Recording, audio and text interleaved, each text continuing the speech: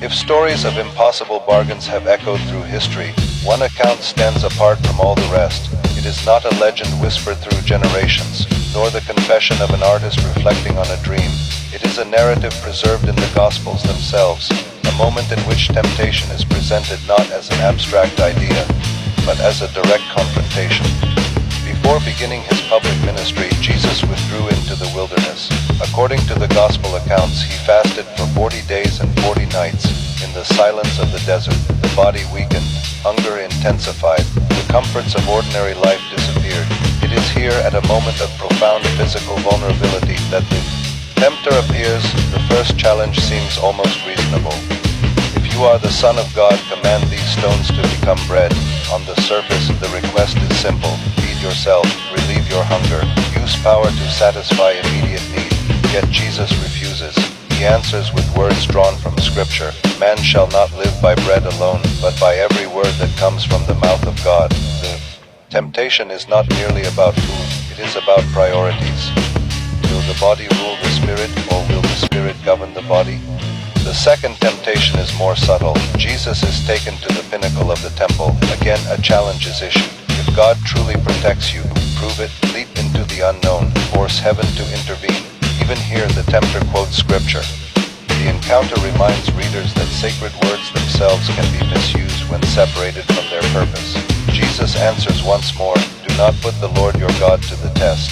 Faith, he teaches, is not demonstrated through reckless spectacle. It is lived through trust. Then comes the final offer, the one that has captivated theologians for centuries. From a high mountain, Jesus is shown all the kingdoms of the world and their glory. The tempter makes a promise. According to the Gospel of Matthew, he offers worldly authority in exchange for worship. All these I will give you if you will fall down and worship me. Jesus' response is immediate. Away from me, Satan. For it is written, worship the Lord your God and serve him only. The confrontation ends. The tempter departs. The wilderness grows quiet once again. For many Christians, this episode reveals the character of Jesus and his unwavering obedience to God.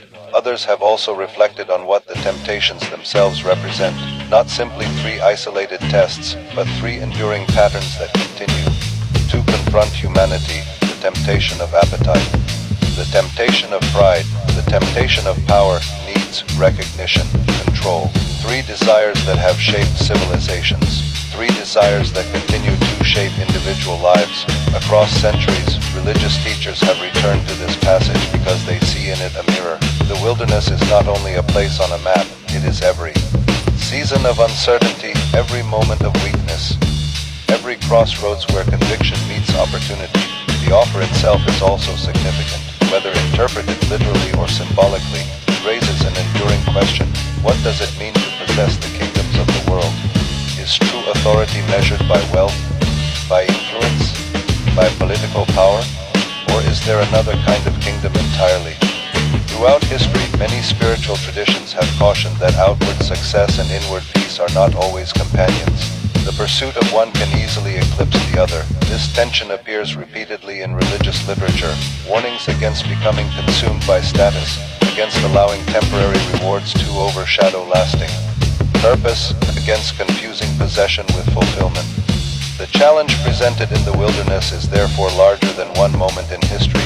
It speaks to every generation, every person who has stood before an attractive shortcut, every individual who has wondered whether compromise might be justified if the reward were great enough. The story offers no simple formula, but it points toward a consistent principle. Not everything that can be gained should be pursued. Not every door that opens should be entered, and not every promise of power leads where it claims, because temptation rarely announces itself as evil.